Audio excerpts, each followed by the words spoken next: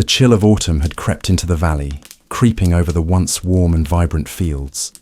The last of the harvest had been gathered into the barns, but the real work was only just beginning.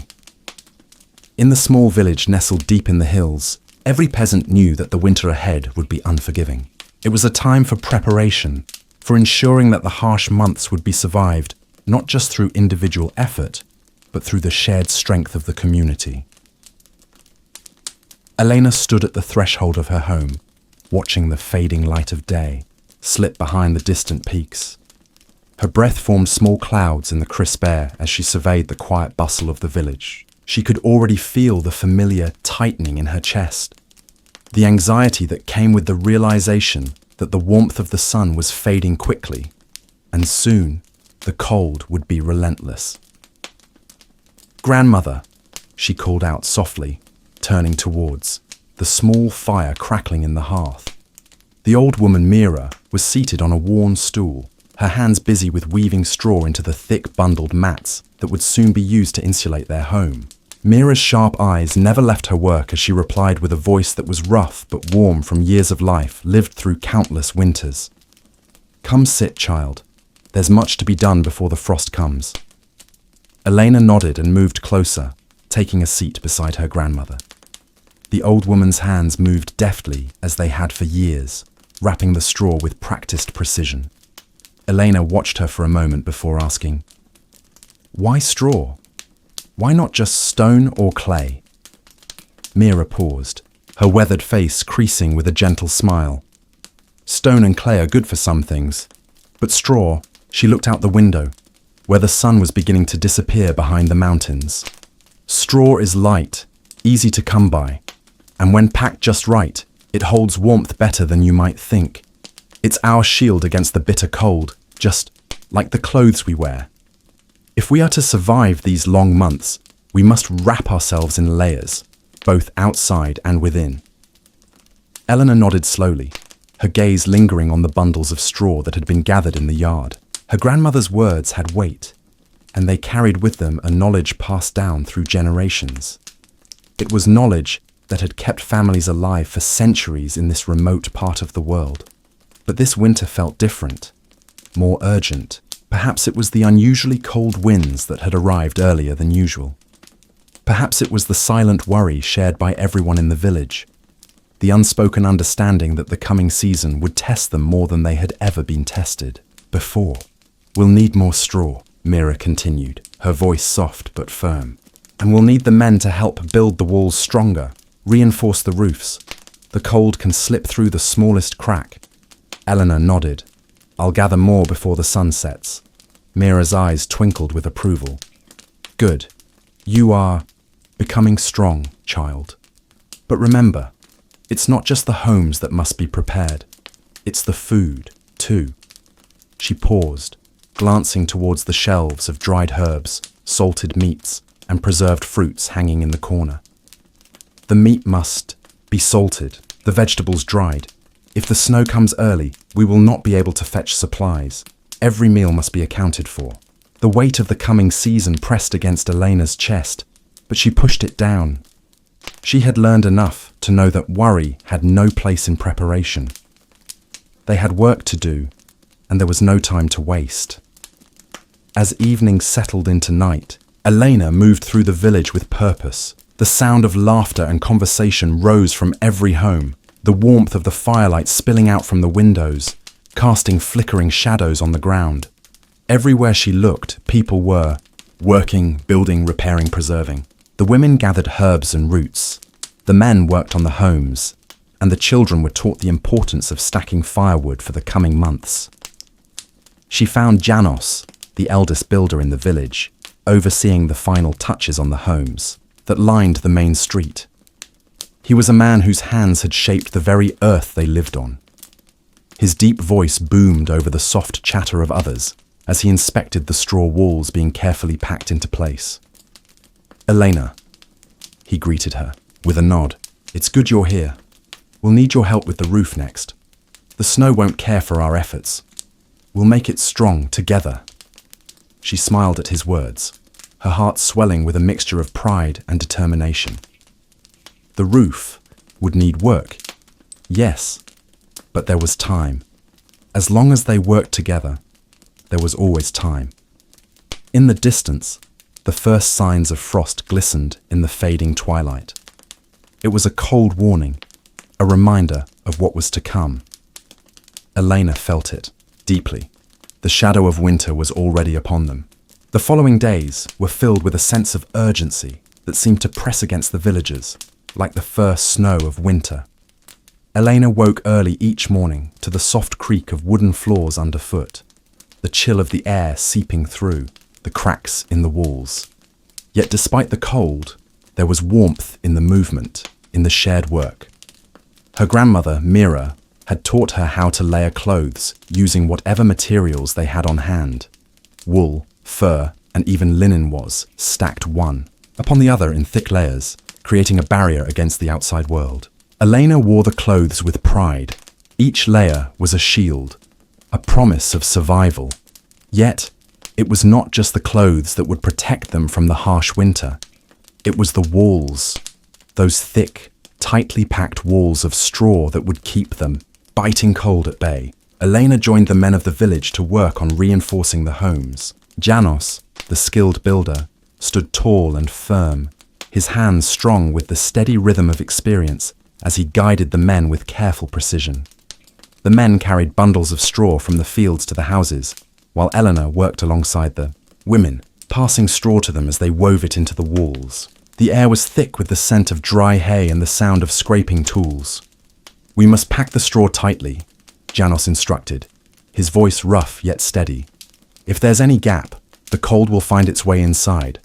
The snow will not wait for us to finish." Eleanor nodded, her hands moving quickly, pushing the straw into place with all her strength. She was grateful for the physical work. It gave her a sense of control in the face of something so uncontrollable. Winter, with all its danger, could be fought back with enough preparation. She could feel the unity of the village as they worked, side by side, each knowing that their survival depended on the strength of the collective effort. By midday, Eleanor was exhausted. Her arms ached, her back was sore, and her breath came in heavy bursts from the physical strain of the work. But there was no time for rest. The sun was fading faster each day, and the cold crept ever closer. She walked to her grandmother's home, where the familiar scent of drying herbs and salted meat filled the air. "Mira," Eleanor said, wiping the sweat from her brow. "The walls are nearly done, but we still have so much left to do." Mira smiled, her eyes glinting with the wisdom of a life spent in these hills. "The walls are important, yes, but so are the stores. Come, help me prepare the meat." Eleanor moved to the table where the salted pork and dried fish were spread out. They needed to be carefully packed in jars and barrels for long-term preservation. The cold months were unforgiving, and without enough food to last them through, even the strongest of homes would not be enough. Elena worked with her grandmother, in silence, the rhythmic sounds of her hands on the jars filling the space. They salted and packed, drying herbs for tea, and wrapping vegetables in cloth to hang in the cool cellar. The preservation methods were familiar, methods passed down through generations, but they were no less laborious. Every meal had to be accounted for. If a jar was left open, the food inside could spoil. If a piece of meat was not salted properly, it would go bad before they could eat it. As the days grew shorter and the cold pressed harder against their homes, Elena felt the weight of what they were preparing for. Winter was not just a season. It was a test of endurance, of the village's will to survive. Each task, each small effort, was a part of the larger picture. Each preserved fruit, each dried fish, each bundle of straw was a promise that they would make it through the coming months. One evening, as the sky darkened with the promise of a coming storm, Elena stood at the edge of the village. The wind had picked up, carrying with it the scent of snow from the highlands. It was a familiar smell, one she had grown up with. But this time, it was different. This time, the cold felt deeper. The winds seemed harsher, more determined to break through the defenses the village had spent so much time preparing. She turned, back to her home, her breath clouding in the crisp air. Her grandmother was waiting for her by the fire, her hands still moving, weaving more straw into thick mats for the roof. "It's time, Elena," Mira said quietly, her voice steady despite the tension in the air. "We've done all we can. Now we wait. We wait and trust in what we've built." Elena nodded, her heart heavy but steady. The work was done. The walls were thick with straw, the food stores were full, and the clothing was layered with warmth. The storm had arrived, and now there was nothing left to do but endure. As the wind howled outside, Eleanor and Mira sat together, watching the fire crackle in the hearth. The first snowflakes began to fall outside, gentle at first, but relentless in their quiet descent. Winter had come, but they would face it together, as they always had. The village had settled into a strange quiet, the kind that only a deep winter night could bring. The wind howled outside, scratching against the straw-insulated walls as if it were trying to claw its way in. Elena stood by the window, her face reflected in the glass, eyes searching the darkness beyond. The first heavy snowfall had come 3 nights ago, and since then, the world had been buried under a thick blanket of white. The mountains were hidden now, their peaks lost beneath the drifts of snow that piled high against the homes. It was the kind of winter they had feared, the one that would test every bit of preparation they had made. Inside, the fire crackled, warmly, casting a soft glow across the room. Elena turned from the window and glanced over at her grandmother, Mira, who sat quietly by the hearth. The old woman's face, though weathered, had a peaceful calm about it, a silent reassurance that everything would be okay. She had lived through countless winters, each one more challenging than the last, yet she had always emerged from them stronger. "We've made it this far," Eleanor said softly, her voice barely above a whisper, as though speaking too loudly might break the stillness. "But will it be enough, grandmother? Is it enough?" Mira didn't answer immediately. Instead, she reached over to the shelf beside her, pulling down a small wooden box. It was old, its edges worn from years of use. Inside was a small collection of keepsakes, bits of cloth, dried flowers, old photographs, and a few dried herbs. Mira had always kept this box close, even in the darkest of times. Elena watched in silence as her grandmother opened the box and pulled out a small bundle of dried rosemary. She handed it to Elena, her gnarled fingers wrapped gently around the sprigs. "This," she said, her voice carrying the weight of years, "was the first thing I ever preserved as a child. My mother taught me how. She said that when the world grows cold, you must hold on to the warmth inside you." Elena took the rosemary from her grandmother's hands, feeling the dryness of the herbs between her fingers. She could smell the faint, earthy fragrance, and it gave her a sense of comfort. A reminder that even when everything around them seemed barren, there were small things, tiny treasures, that could bring warmth. Her grandmother was right. They had done everything they could to prepare. The straw walls, the dried meats, the salted vegetables, the layers of clothing, everything had been put in place.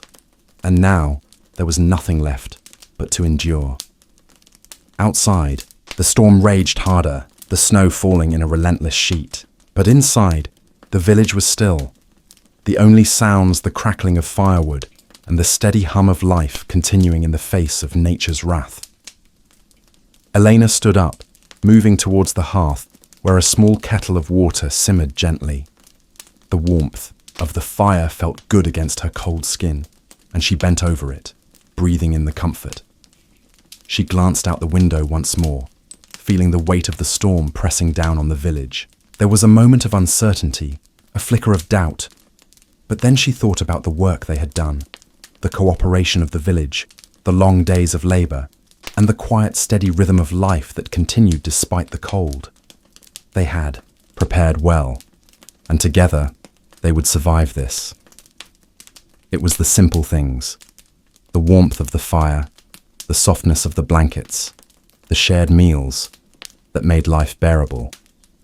Even in the harshest winters, they had each other. the villagers, had already proven that they could endure anything as long as they were united, and now it was time to prove it again. In the evenings, Elena would visit the homes of her neighbors, checking on the elderly and the young children, making sure their stores of food were enough, that the fires were still burning strong. The communal spirit was what kept the village alive. No one was alone in their struggles. But it wasn't just the physical labor that bound them together. It was the quiet acts of kindness, the shared warmth, and the knowledge that no matter how cold it got, there would always be someone beside you, sharing the burden. The long nights grew quieter and colder, but Eleanor knew she was not facing this storm alone. Weeks passed, and though the storm continued to batter the world outside, inside the homes of the village, life went on. The sound of laughter echoed across the snow-covered streets, the clinking of cups over warm meals, the sharing of stories around fires. The village had weathered its first test of winter, and each passing day brought them closer to spring. One evening, as Elena stood once more at the window, the winds had softened, and the snowfall had slowed. A thin sliver of moonlight pierced the clouds, casting a pale glow over the land. She smiled softly to herself, feeling the weight of the winter season beginning to lift. The worst was over. From behind her, her grandmother's voice came, soft and knowing. "Spring will come, child. It always does." Eleanor turned to face her, her heart full of gratitude. "I know, grandmother, and we will be ready when it does." Together, they sat by the fire, the warmth of the flames a reminder that, no matter how long the night, the dawn was always waiting to break. The sun had begun its descent, casting a muted amber light over the valley. The air was thick with the scent of pine and earth. In the distance, the jagged peaks of the northern mountains stood solemnly, their snow-capped tops glistening even. As the warm days of summer slipped into the chill of fall, Eamon had grown accustomed to the land's harsh rhythms, its wild nature demanding respect from those who dared to make it their home. He was a peasant, one of many who toiled under the weight of the earth's demands. But unlike the others, Eamon possessed a skill few in the village could match, the art of surviving by the land's simplest and most essential resources. He knew that winter was coming soon, and with it, a crueler test of their resolve. The village relied on firewood to see them through the bitter cold, and that meant one thing: gathering. As the shadows stretched, Eamon stood before the fire pit, carefully inspecting his tools. His axe, blunt from months of use, needed sharpening. With a practiced hand, he slid a whetstone along the edge, listening to the rhythmic rasping sound as the metal honed to a sharp point. A few hours of work ahead, but Eamon was ready. The others would follow him soon enough, his younger brother Dorian among them, eager as ever to prove himself. "We'll need enough wood to last through the long nights," Eamon muttered to himself, eyeing the stacks of chopped logs nearby. They had enough for the hearths inside, but the larger fires, the ones that kept the village warm when the snow piled up, had yet to be prepared. Dorian's voice broke through the silence. "Ready to go, Eamon?" Eamon turned to see him standing. There, a long, rough-hewn staff in his hands.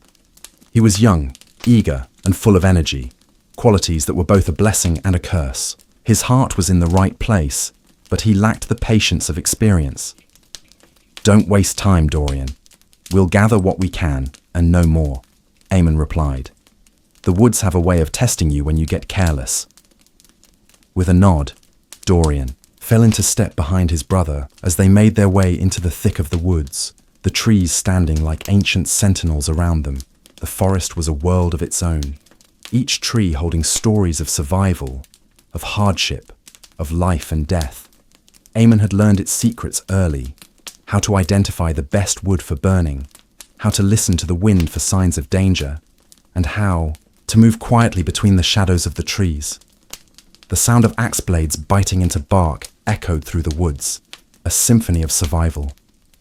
Eamon's strokes were sure and steady, each one calculated to split the wood cleanly, not just for fuel, but to create lasting warmth. Pine, oak, and ash, all different woods with their own properties. Each had its place in the fire pit, depending on what they needed. Pine, quick to burn, but short-lived. Oak, slow and steady, keeping the hearth warm for hours. Ash, perfect, for the long nights, when the fire could die down to embers, but still cast heat enough to keep the frost from creeping in. After an hour of chopping, Eamon paused, wiping the sweat from his brow. The temperature was already beginning to dip, the light shifting to darker shades of blue. He stood and surveyed the pile of logs they had gathered. Enough for now, but not nearly enough for the coming months. "We'll take the long path back through the western ridge," Eamon said, setting down his axe.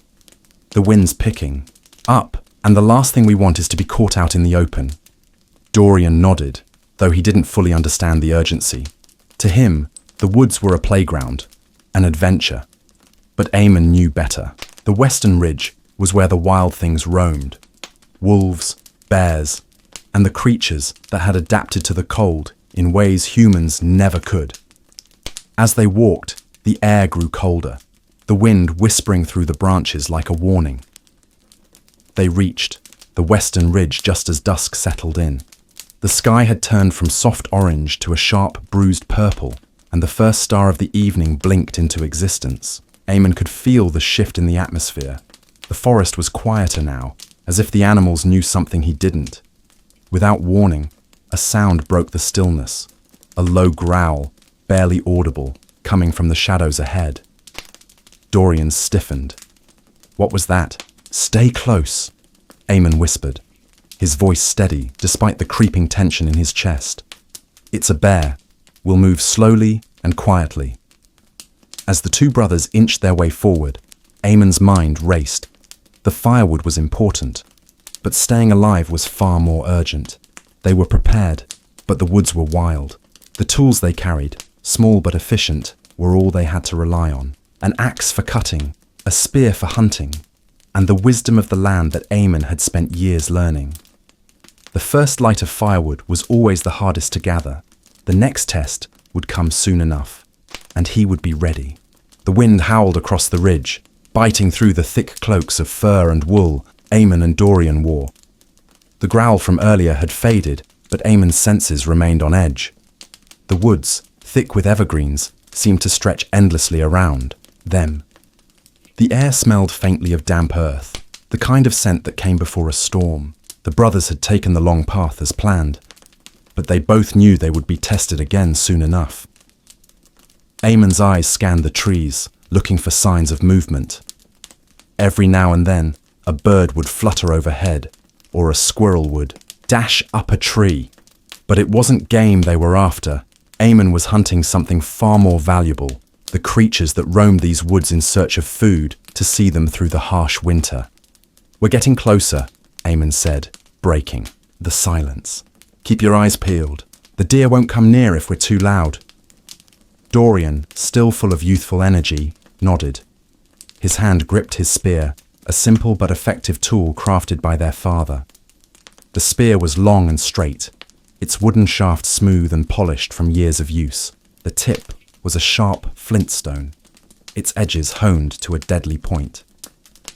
Though Dorian was eager, Eamon knew his brother still lacked the calm patience required for a successful hunt. The woods were unforgiving to the unprepared. One wrong move could turn a hunt into a dangerous encounter. The brothers had learned early on that being swift and silent was the key to survival. They moved deeper into the forest, careful to leave no trace. Eamon knew the tracks of the animals well, the way a deer's hooves left shallow prints in the soft earth, or the distinctive pattern of a wild boar's path, its snout digging into the ground as it foraged for roots and acorns. Hours passed, without a sign of large game, and the chill in the air grew sharper. As they neared the heart of the forest, the trees began to thin, and the ground beneath their feet became more rugged. There was a brief, fleeting moment when Eamon felt something watching them from afar. His eyes snapped to the underbrush, his instincts telling him that something was out of place. Suddenly, a rustle came from the bushes ahead, followed by the snap of a twig underfoot. Eamon froze, holding up a hand to signal Dorian to stay quiet. The younger brother tensed, his spear raised in anticipation. A figure emerged from the brush. A large buck, its antlers tall and imposing. The creature was majestic, yet its wide eyes betrayed its wariness. The buck paused, its nostrils flaring as it caught the scent of the two hunters. Time slowed as Eamon studied the animal. His heart raced, not from excitement, but from the cold awareness that this moment would determine their fate for the coming weeks. Eamon turned to Dorian, his expression stern. "Stay still, and don't make a sound." Dorian nodded, his breath shallow as he crouched low to the ground. Eamon raised his spear, eyeing the deer's chest. The shaft of the spear felt heavy in his hands, but his grip was steady. He had hunted before, but this was different.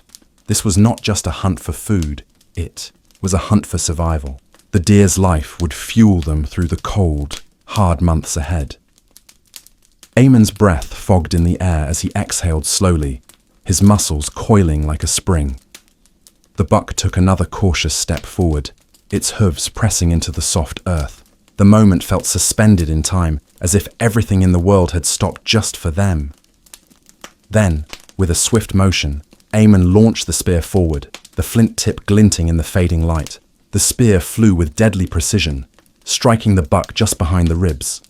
The creature staggered, a guttural cry escaping its throat as it crumpled to the ground. Dorian let out a relieved breath. "You did it, Eamon!" Eamon's heart still pounded, but there was no time for celebration. The hunt was over, but the work was only just beginning. He moved swiftly to the fallen deer, his hands steady despite the adrenaline coursing through his veins. The buck's life was already slipping away, its body growing cold. "We need to gut it and skin it quickly," Eamon said, pulling his knife from his belt. The blade was old but sharp, another tool passed down from their father. The hide would be used for warmth, furs for cloaks, blankets, and bedding. The meat would be dried and preserved, a vital source of food for the winter months. Not a single part of the animal would go to waste. As Eamon worked, Dorian stood by, watching with wide eyes. The younger boy had never seen the process so up close, and the reality of the hunt was much harsher than he had imagined. The warmth of the day was quickly slipping away, and the cold night air settled over them like a blanket. When the work was done, they hoisted the deer's carcass onto Eamon's back. The weight was heavy, but Eamon's shoulders were strong. Together, they made their way back to the village, their steps slow but steady. The firewood they had gathered earlier would now have purpose. With the deer secured, they had food, warmth, and shelter, a hard-won victory in a world that demanded constant struggle. As they neared the village, the first stars appeared in the sky, twinkling faintly above the horizon. The land was quiet again, save for the crackling of the wind through the trees. The hunt was over for now, but the winter was still to come, and with it, more challenges. But Eamon knew one thing for sure. As long as they had the tools and the knowledge to survive, they would endure. The village was quiet when Eamon and Dorian returned, the streets empty as the last traces of daylight faded into the looming shadows of the mountain.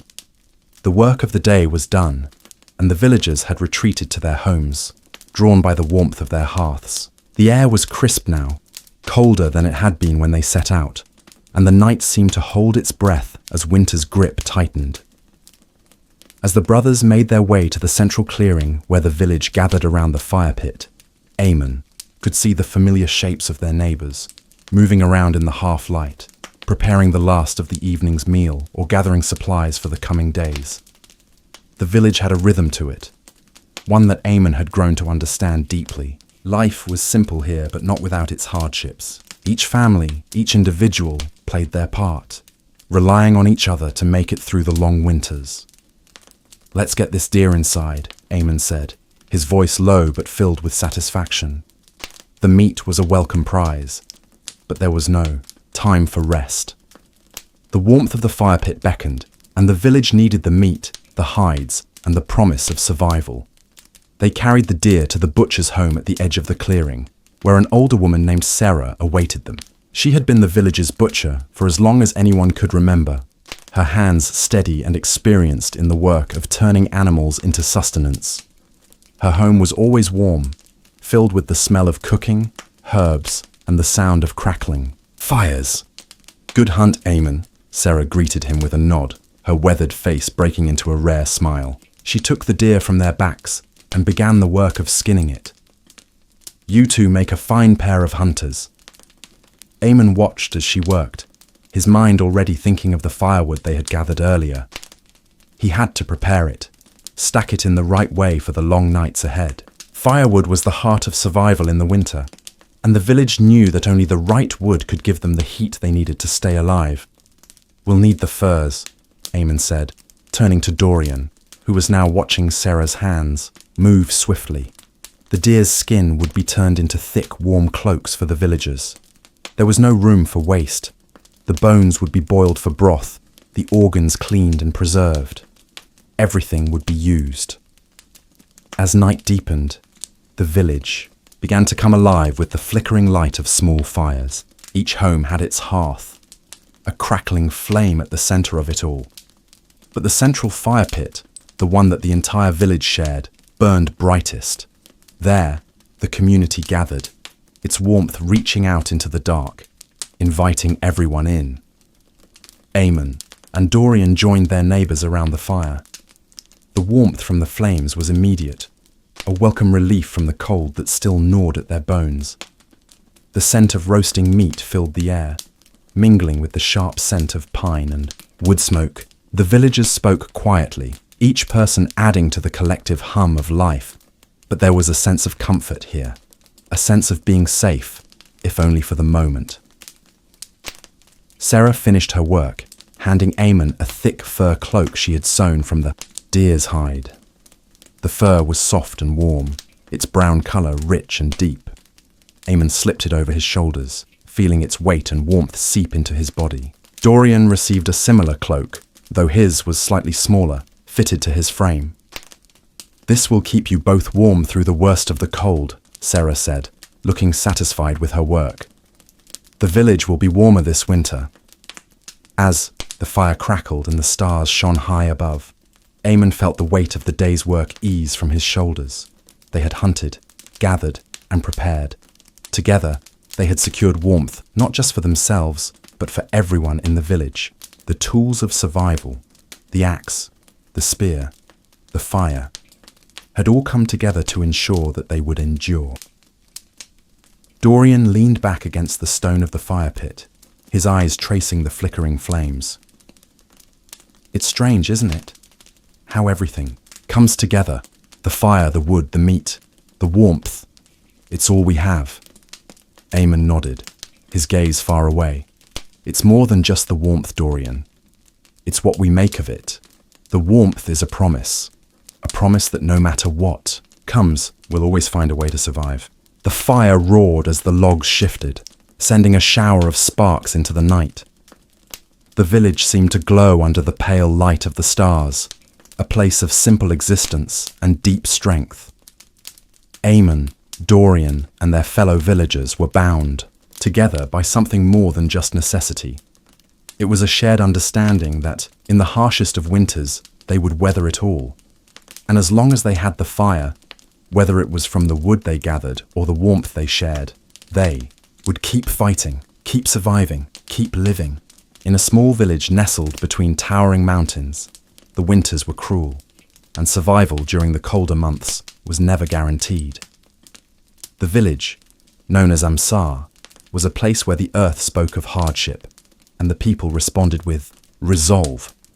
For as long as anyone could remember, the villagers lived by the rhythm of the seasons. However, it was the winter that tested the strength of their bond the most. Among the most respected members of the village was a woman named Kavita. Strong and sharp-minded, she had lost her husband years ago, but had never let the weight of her circumstances pull her down. She was the keeper of the hearth, the one people went to for advice and strength when the cold winds threatened to take their spirits. As the harvest season approached, Kavita called upon the villagers to gather their strength. "This year," she said, "we must share more than just food and labor. The harvests will be hard, but it is our unity that will sustain us. Her words were powerful, a reminder that survival was not a solitary feat, but one achieved together. The village worked tirelessly.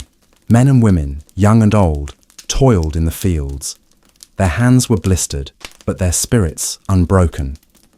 The village had always shared the fruits of the harvest, but this year it meant more. Arjun, a young farmer who had recently inherited his father's farm, worked alongside Maya, the schoolteacher. Their bond was more than that of labor. It was the mutual understanding of what was at stake. They had seen the village falter before, and neither would let that happen again. By the time the harvest was over, the crops had been stored, but the village was aware of what lay ahead: the long, harsh winter. The snow had already begun to blanket the village in white, and the temperatures dropped sharply each night. One of the most important tasks was to ensure that the community's warmth was protected. Every house had its share of firewood, but that would not be enough. So, the village came together to stockpile wood and build communal fires in central locations, places where everyone could gather, share warmth, and trade stories. The village's unity was seen in every gesture. In the way Arjun helped his elderly neighbor, Nani Padma, gather firewood, or in how Kavita made sure no one went without a warm meal. As the first snow fell, the villagers knew that survival depended on more than just resources. It was their collective spirit, a deep understanding that each person was an essential part of the whole that would carry them through. Winter's full force soon arrived in Amsar. The winds howled through the narrow streets, and the snow piled high against homes and trees. For many villagers, this was the time when the heart of the community would be tested the most. The elders spoke of harsh winters in their youth, of times when families had been forced to leave or perish. But the villagers of Amsar were resilient. They had learned that no winter, no matter how cold, could break them as long as they had each other. Kavita, who had been a rock for her community, now found herself leaning on her neighbors more than ever. The food supplies were running low, and the firewood was dwindling, but the village did not falter.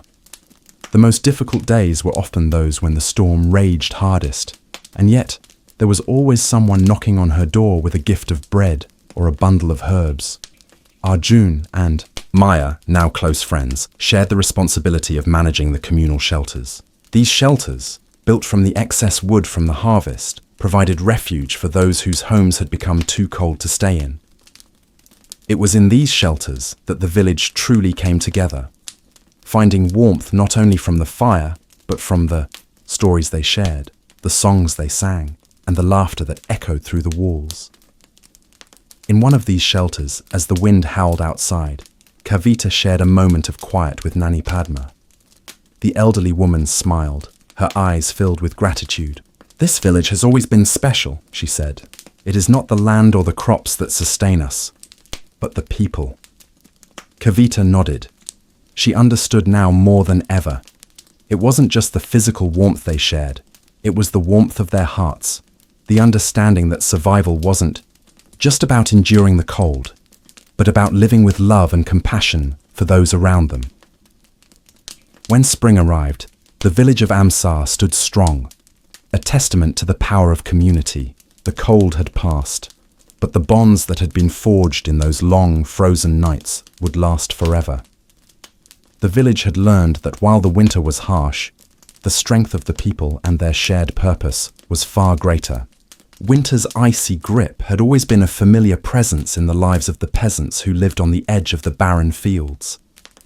As autumn faded and the harsh winds swept across the land, the once thriving crops were now memories.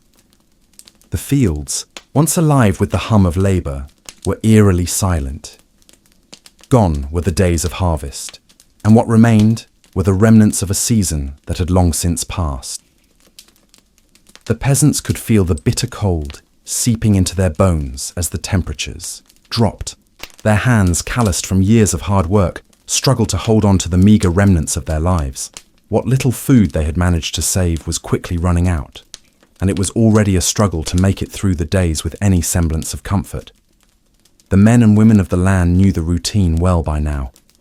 Long, exhausting days spent tending to the few animals that still clung to life in the cold, trying to find firewood and desperately attempting to hold on to what little they had left. Every task was done with the weight of survival pressing heavily on their shoulders. The days seemed to stretch on endlessly, each one colder and harder than the last. Food, once abundant, was now a luxury. The few sacks of grain they had left were hoarded, and each meal was an exercise in rationing: a handful of potatoes, a spoonful of barley soup, and the occasional piece of dried meat were the sum total of their nourishment. But hunger, like the cold, was a constant companion, gnawing at them from the inside. But it wasn't just the hunger that wore them down. It was the relentless cold that wrapped around them like a vice. The chill came not only from the outside, but from within their very homes. The small, humble dwellings they had built over the years provided little protection from the elements. Walls made of clay and straw did little to keep the cold from creeping in, and the thin blankets they huddled under at night were no match for the bone-deep frost. The hearth, the central source of warmth in their homes, was barely enough to keep the chill at bay. The firewood they had managed to gather in the autumn was running low, and the last embers flickered weakly in the dim light of their homes. Each night, they gathered around the fire, not for comfort, but out of necessity. The warmth it provided was fleeting, and often it seemed that the cold would return as soon as the fire had died down. Sleep was fitful, interrupted by the sounds of the wind howling outside and the occasional creak of the roof. The nights were long, and the cold made it nearly impossible to find any rest. Every time they awoke, it was to the harsh reminder that they were still alive in a world that seemed to be slowly turning against them. But the cold wasn't the only thing threatening to undo them. Disease, too, cast a long shadow over their lives. The elderly, whose bodies had been worn down by years of hard work, were the first to fall ill. The simplest of ailments could become life-threatening in such harsh conditions. A cold that would normally be a minor inconvenience could quickly turn into something far worse. A cough could turn into pneumonia, and a fever could quickly take away someone they loved. The lack of proper medical care was a constant problem. The peasants relied on old remedies, passed down from generation to generation, but they often did little to ease the suffering. There were no doctors to turn to, no pharmacies to visit, only the cold, the fire, and the quiet desperation that hung in the air. The fear of death was something they had learned to live with. It wasn't the sharp, immediate fear of an enemy attack, or the sudden loss of something valuable. It was a slow, creeping fear that settled in over the course of the winter. It was the fear that death would come, not with a cry, but with the silence of the snow falling on the earth. That perhaps the cold would take them in the night, or that hunger would steal away their last breath. Yet, for all the hardships, for all the suffering, there was a quiet strength that ran through them. They had always known hardship. They had always known that the land would not give easily, that survival was not a guarantee. But they also knew that they would fight, they would endure, and in the darkest of days, they would continue to hold on. The days grew shorter as the winter pressed on, and the peasants, though worn thin, carried on with their routines. The heavy weight of survival hung over them, but they had learned to endure. They had learned that each day was a small victory, a triumph over the cold and the hunger that gnawed at them. As the weeks passed, the community began to feel the effects of their shared struggle. Families banded together, pooling what little resources they had left. Neighbors helped one another, even when their own needs were just as dire. It was in these small acts of kindness that the true spirit of the peasants could be seen. Even in the face of overwhelming adversity, they found ways to care for one another. But the toll of the winter was beginning to show. The men and women of the land, once full of energy and life, were now gaunt and worn. Their faces, weathered by years of toil, had become even more hollow, as if the very weight of the season was slowly draining them. It was a struggle, but it was a struggle they had known before. It was a struggle they had always known. The old stories of survival were told again by the firelight, stories of past winters that had been just as harsh. It was a way to remember, to hold on to something other than the present. The tales of ancestors who had faced similar hardships were not meant to comfort, but to remind them that they too could endure. They were not the first to suffer, and they would not be the last. Yet, as the cold gripped tighter and the supplies dwindled further, even the most resilient began to feel the strain. The once strong hands of the men and women of the land had begun to shake, their backs aching from the endless labor. The children, too, had grown thinner, their laughter becoming less frequent as the days dragged on. There was a heaviness in the air, a sense of inevitability that seemed to settle over them all. They had known this struggle before, but this winter felt different. The burden was heavier, the cold was colder, and the hope that spring would come seemed to grow further out of reach.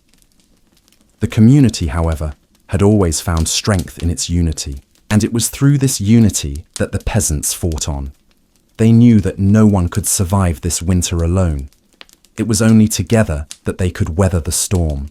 The cold would continue to bite. The hunger would continue to gnaw.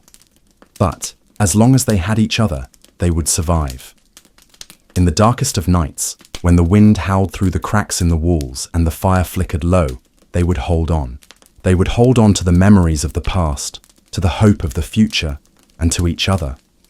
They would survive, not because they were strong in the body, but because they were strong in the heart.